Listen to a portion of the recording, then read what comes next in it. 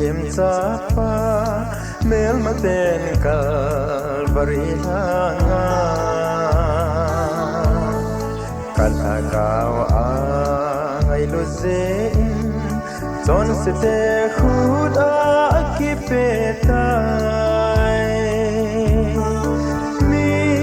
hem to zolo tina atho in tim sing ding akip aphat ni anay kalagaw in na changan tem atupitan ting sule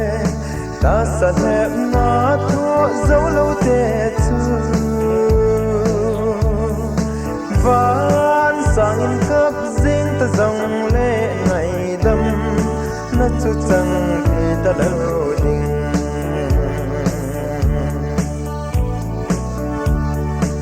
den ko dan il pakai chun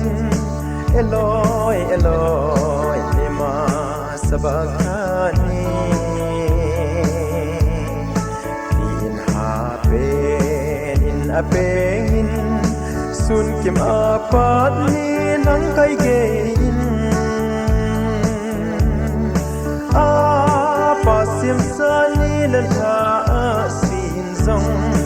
angai akadabe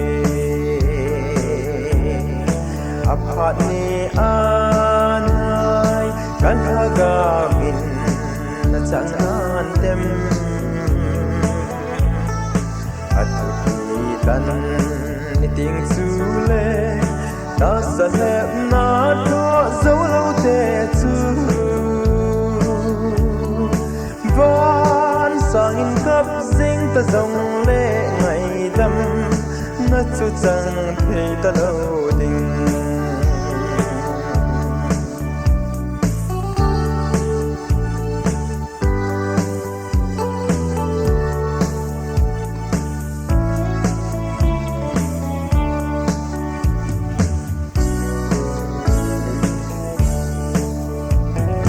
mai lut bin sa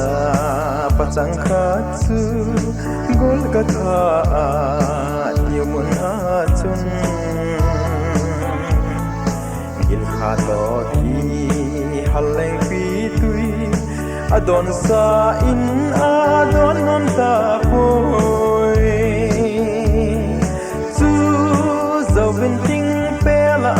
khen pe un an ate in asun ni aphat ni kalagaw in na changan tem atupitan ni ting sule ta sa hep na tho zolo te chu van sang in kap sing ta zong le ngai dam na chu chang thei ta lo ding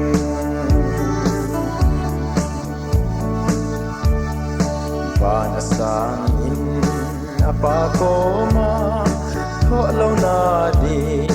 ngai dam athu kapwa hi te le che kon ke a kon in suan mang in a